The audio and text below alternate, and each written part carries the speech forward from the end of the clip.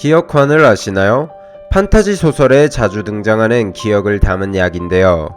이 약 안에는 기억이 들어있기에 섭취시 담긴 기억을 흡수할 수 있다고 합니다. 그렇다면 기억이 들어있는 것을 먹으면 기억을 획득할 수 있다는 말일까요? 기억환은 찾을 수가 없고, 그렇다면 보통 기억이 들어있는 곳, 즉 뇌를 섭취하면 기억을 얻어낼 수 있을까요? 정말 놀랍게도 카니발리즘을 통한 기억 섭취가 가능하다고 합니다. 오늘은 카니발리즘을 통해 기억을 먹게 한 실험을 하나 알아보겠습니다. 오늘의 심리학, 기억을 먹다 편입니다. 바로 실험으로 들어가도록 하죠. 텍사스 대학의 대학원생 로버트 톰슨과 제임스 맥코넬의 실험입니다. 그들은 플라나리아를 교육시켜보고자 했습니다. 하지만 당시엔 플라나리아 같은 생명체는 학습이 불가능하다고 믿고 있었죠. 그래서 톰슨과 맥코넬은 한 가지 장치를 만드는데요. 30cm의 투명한 통에 물을 넣고 플라나리아를 한 마리 넣습니다. 그리고 스탠드를 설치하는데요. 스탠드 불이 켜지면 1초 동안 통 안의 물에 전기가 흐르게 되고 2초 동안 전기 충격이 가해지게 됩니다. 그렇게 스탠드는 켜진 지 3초 후 꺼지게 되죠. 이 장치를 이용해 어떻게 학습을 확인할 수 있을까요? 만약 일반 동물을 넣었다고 생각해봅시다. 한두 번 전기 충격에 당하면 빛이 비춰진 후 전기 충격이 올 것이란 것을 학습하고, 스탠드가 켜지고 나서 1초라는 시간 동안 몸을 움츠리거나 도망가려고 하는 제스처를 보이겠죠. 플라나리아에게서 이러한 행위가 나타나는지 관찰한 것입니다. 한 플라나리아당 총 150번의 전기 충격을 가하였습니다. 평균적으로 처음 50번 때는 14번의 반응을 보였지만 마지막 50번 때는 22번의 반응을 보인 것으로 나타났는데요. 스탠드가 켜지는 전조현상이 없이 그냥 150번의 전기 충격을 가한 플라나리아는 이러한 변화가 존재하지 않은 걸로 보아 확실히 학습에 성공했다고 볼 수 있겠습니다. 수년 후 맥코넬은 실험의 다음 단계로 넘어갑니다. 플라나리아는 몸통을 반으로 자르면 꼬리 쪽에선 머리가, 머리 쪽에선 꼬리가 자라나는데요. 이 점을 활용한 실험이었습니다. 과연 학습한 플라나리아를 반으로 자른다면 기억은 머리 쪽에 남아있을까요?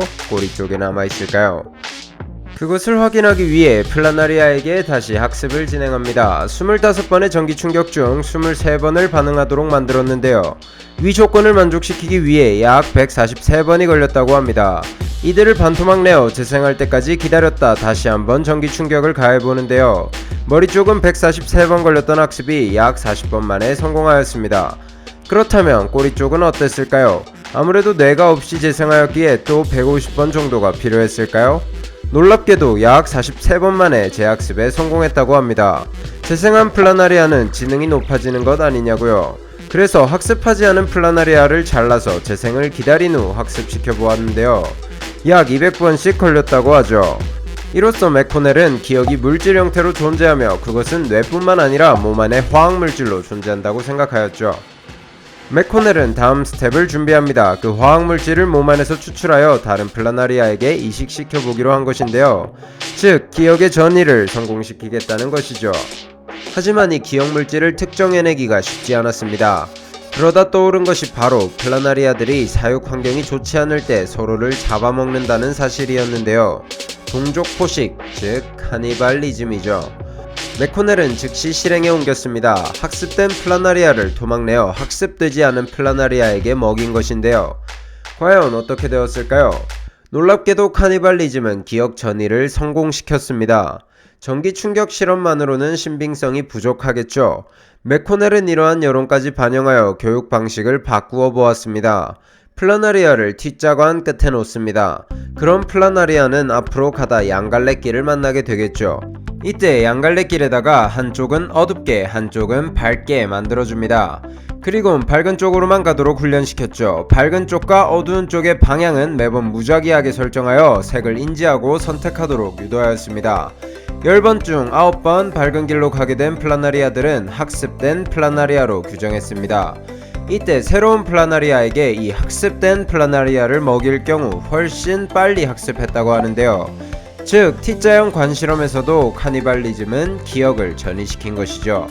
또한 정반대로 새로운 플라나리아에게 어두운 쪽으로 가도록 학습한 플라나리아를 먹일 경우 밝은 쪽으로 가도록 학습하는 데까지 훨씬 많은 교육 횟수를 요구하였다고 합니다.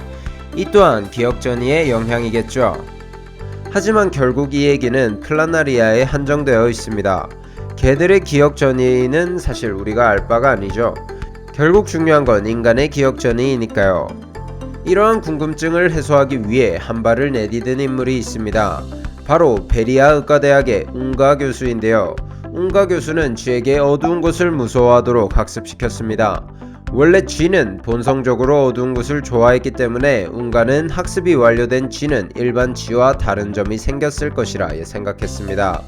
그리고 실제로 뇌 내에 변화된 물질을 발견하였죠. 이를 어둠을 뜻하는 스코토, 공포를 뜻하는 포빈을 따 스코토포빈이라 명명하는데요. 이 스코토포빈의 양은 극히 적었기에 웅가는 약 4,000마리의 쥐에게서 스코토포빈을 추출해 화학 구조를 동정하고 합성해냈다고 하죠.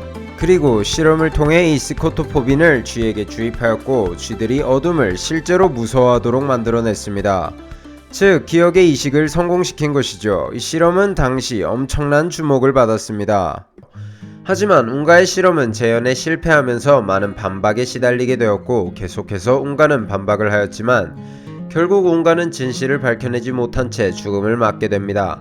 이후 위 실험의 계보를 잇는 후계자가 나타나지 않아 아직 결말을 내지 못한 채 붕 떠있는 상태라고 하죠. 물론 웅가의 사후 인간의 기억이란 게 위의 실험들처럼 단순한 물질 하나로 구성되는 것이 아니라는 사실이 밝혀졌습니다. 엄청 많은 수의 신경세포들이 연관되어 기억을 이룬다고 하는데요. 기억이식 정말로 불가능한 것일까요? 하지만 플라나리아들처럼 카니발리즘을 통해 기억을 먹을 수 있다면 그것도 너무나도 끔찍한 상상을 하게 만드네요. 오늘은 여기까지 기억에 대한 실험을 알아보았습니다. 이상